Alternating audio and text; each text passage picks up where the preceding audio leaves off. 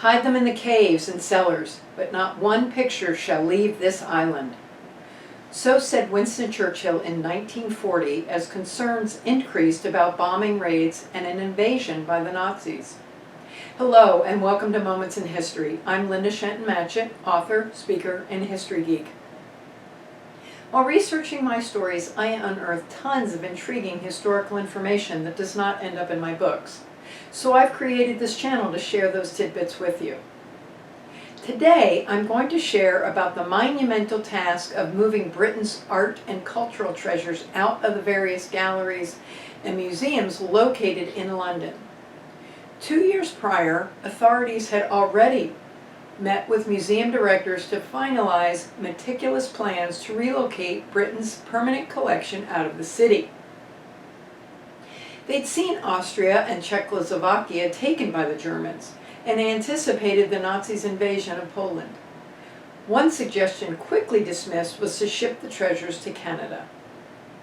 With tens of thousands of artifacts, paintings, and other items of historical significance, some hundreds of years old, the project must have seemed insurmountable.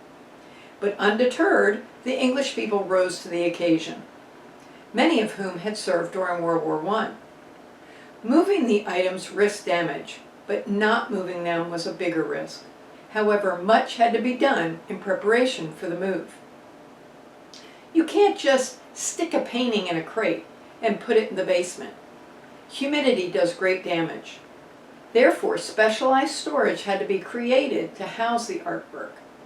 Some of the pieces were huge, such as Van Dyck's equestrian portrait of Charles I that is an immense 12 feet by 9 feet.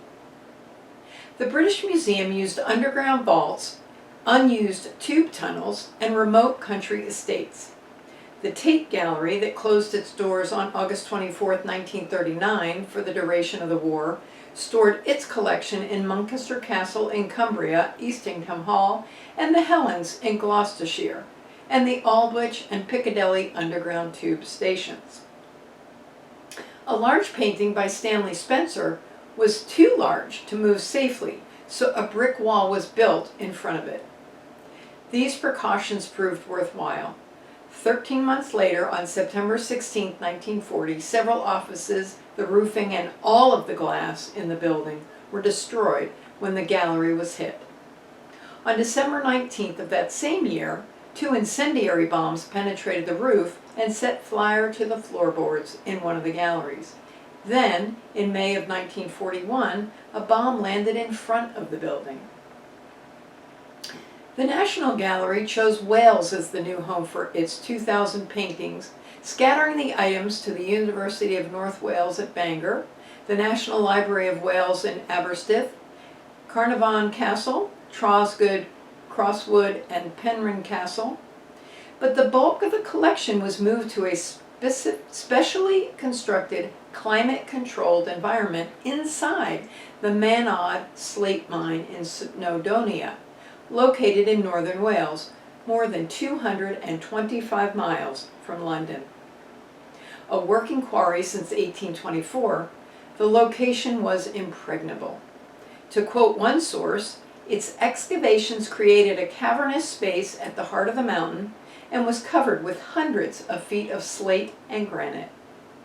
Its remoteness also made it easier to keep the mission top secret, although I'm sure the convoy of trucks, vans, and cars gave a little bit of a hint to the locals that something was being stored.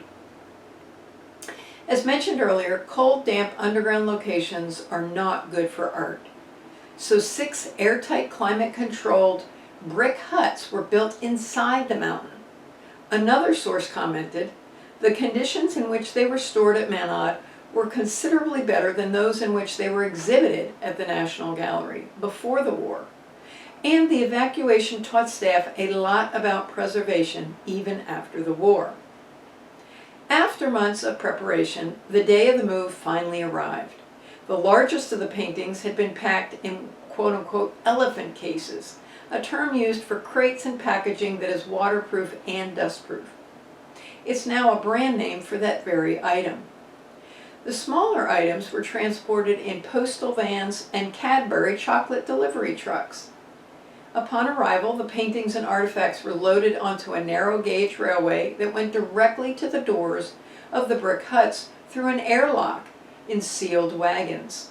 It was only after they were inside in the strictly controlled, air-conditioned space that unloading began. Several sources spoke of an incident in which an exceptionally large item almost didn't arrive.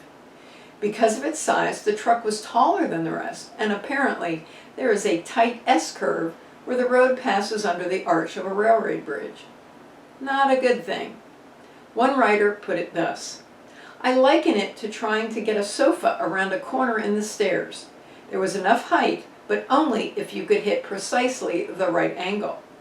In the end, they had to dig up the road surface to lower it by a few inches, and to this day you can see how the curb in that section is noticeably higher than on the rest of the road. It's a measure of just how important the evacuation was." Another major underground store was established in a former mushroom farm at Westwood Quarry near Ivancliffe in Mendips. In 1942, it took on some of the collections of the British Museum, National Portrait Gallery, and the Victoria and Albert, in another wave of urgent moves. Sculptures that were too large and/or too heavy to move were sandbagged. But perhaps the most clever storage solution was when the crown jewels were stored in hat boxes in Windsor Castle, and the gems that had been removed put in a Bath Oliver biscuit tin, ostensibly that could be grabbed and taken away in seconds. In Carolyn Shenton's book, no relation, Saving the Nation's Art in World War II, she highlights many of the unsung heroes who participated, such as Ian Rawlins, a man she describes as a deeply introverted but brilliant physicist who was paid a retainer by the National Gallery to run its conservation laboratory. His obsession with railway timetables proved vital in formulating the gallery's escape plans. Shenton also mentions female curators, who had only been permitted to take up professional roles in the previous 10 or 15 years, and were able to prove themselves when their male counterparts were called up or transferred to secret duties. For instance, at the V&A Museum, Muriel Clayton, recruited in 1926 as one of the first professional female curators, found herself in charge of the museum's evacuation to Montacute House in Somerset. The evacuated collections survived intact, but significant repairs had to be made to the museums and art galleries at a cost of almost £1.3 million, the equivalent of more than £5.5 million today. If you'd like to learn even more history, please stop by my blog found on my website at www.lindashentonmatchett.com. Thanks for watching and have a great rest of your day.